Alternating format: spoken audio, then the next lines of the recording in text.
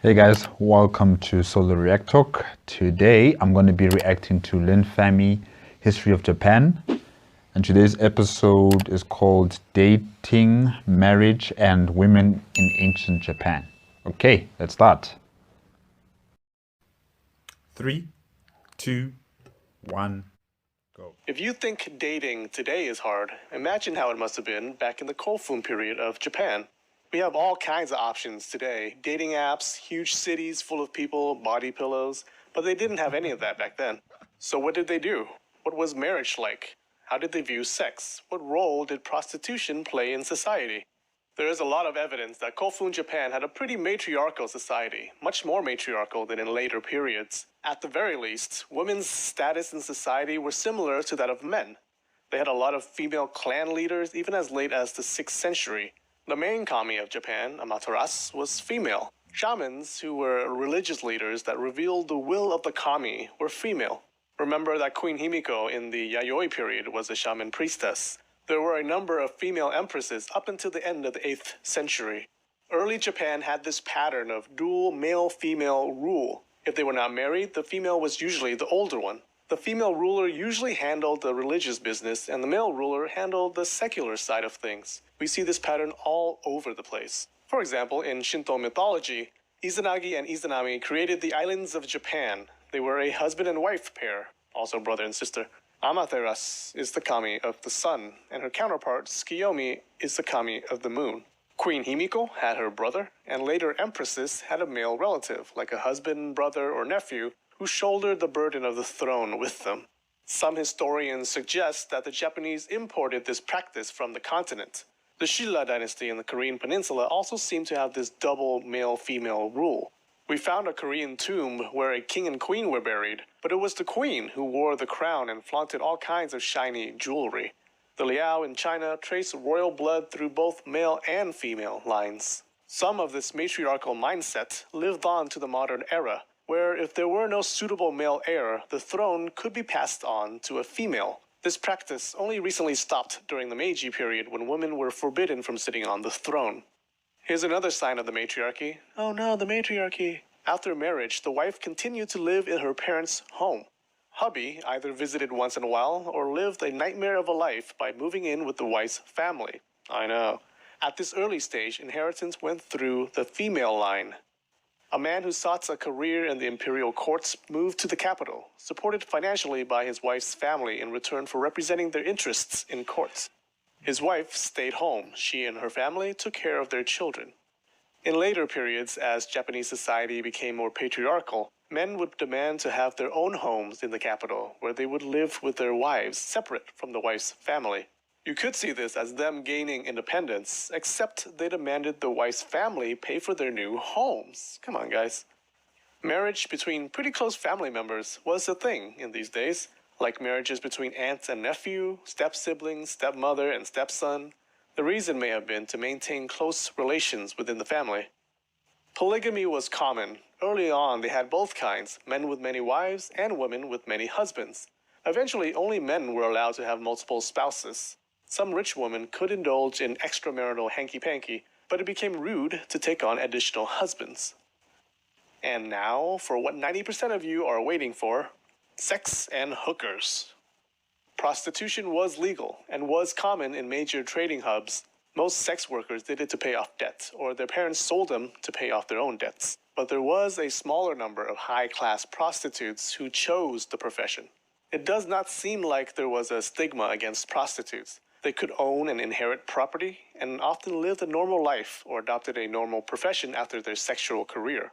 These early Japanese prostitutes actually had more job opportunities after their careers ended than another type of prostitutes, the US politician, who, after their political careers end, can only seem to find jobs in the lobbying field. I couldn't help but wonder how these Japanese courtesans avoided STDs, or didn't avoid. Bamboo condoms, probably not too popular. Couldn't find any info about it though. Shame. There did not seem to be a prohibition against sexual promiscuity like there was in Judeo-Christian societies. Youthful sexual experimentation and premarital sex was common and expected. They had a fun practice that I think you'll like called yobai, or night crawling. At night, a young unmarried man would sneak into a young unmarried woman's bedroom without alerting the rest of the household and proposition her. She would think long and hard about it. If she declines, the creeper slinks off with his tail or something else between his legs. If she accepts, they bump, and he leaves before morning. Even if the other family members know, they usually turn a blind eye towards it. This practice was considered a normal part of the dating process. There wasn't really a formal marriage ceremony. After a woman sleeps with the same guy a few times, he can stay over for breakfast, making it official. And there you go, a happily married couple. The practice varied between regions. In some places, older people could do it, or even married women could participate. It seems fun and all, but as you can imagine, problematic things may have happened. How easily could women refuse? And how often did men continue even after being rejected? Farmers would house many seasonal workers for their fields, knowing that their daughters may be night-crawled upon. There were no prohibitions against masturbation or homosexuality. Sex between men was common and did not make them seem less masculine. In fact, it became the preferred sexual relationship between warriors well into medieval Japan. It's pretty safe to say that sex between women was also accepted, since we don't see any social prohibitions against it. They also didn't particularly value virginity or saving themselves for marriage. This period of equality of the sexes changed as Japan began adopting more Chinese culture, particularly Confucianism. Confucius was like the old neighbor who kept telling you to pull up your pants, put on some damn clothes, and stop peeing on my dog. Whenever people wanted to have a good time, Confucius had to go and ruin it for everyone. Confucianism was more puritanical when it came to sex and very patriarchal. The patriarchal ideals did come to dominate Japan, but the sexual conservatism did not seem to penetrate as much. The only real concern about sexuality that they imposed was making sure there was a male heir to continue the family line. If the man produced an heir, his sexual activities were beside the point.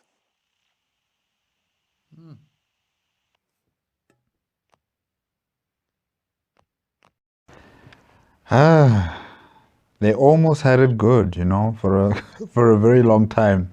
They almost had it good. This is like before the invention of the word feminism, or advocating for women representation and women equality, in terms of work spaces or political or economic power.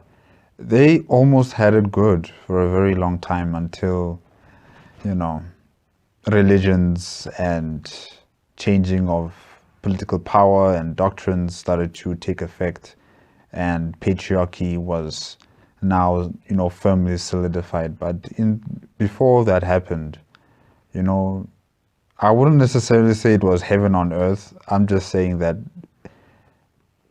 things were a bit more, equal between men and women in the Kofun era society. And I don't know, maybe we need to go back to those times. I don't know if Japan is ready for such, but I think, if, especially like in my continent, or should I say in my country, South Africa, where patriarchy is strong and men are allowed to marry, more than one woman still in my country. And there is a bill that's currently being discussed in Parliament where they're discussing the Marriage Act, where they could, redraw it and also define that women can also have more than one male husband. And of course, as you know, living in a patriarchal society, how vehemently the men of specific cultures or religions are so against this bill going through. Always saying that, no, this will destroy the family structure, this will destroy what it means to be a man, and all that kind of nonsense and all that waste of air that they all talk about. I'm sure that, in the past, everything seemed different, so equal. I just wish that sometimes we could erase much of this religious baggage that has, you know, kept us down, that has kept us chained in this expectation of society on how you should act, how you should be, you know, all this stuff, all this baggage on what it means to be a man, what it means to be a woman. It needs to all go. It needs to all go. Love who you want to love. Love as many people as you want to love. Although I don't necessarily advocate for that, you know, loving more than one partner. You know, it's you. You do you. But I'm just saying, you know, I wouldn't have anything against you if you had more than one partner. And those are the kind of things that we need to become a normal thing again, you know. I think there's still many countries around the world that practice or that implement laws that are so, how should I say, against women empowerment, women emancipation, women representation, women power. There are so many laws, and it all comes down from this patriarchal religious mindsets. And these are the kind of things that need to go. Yeah, no, this was interesting. This was a very interesting episode. I really liked it.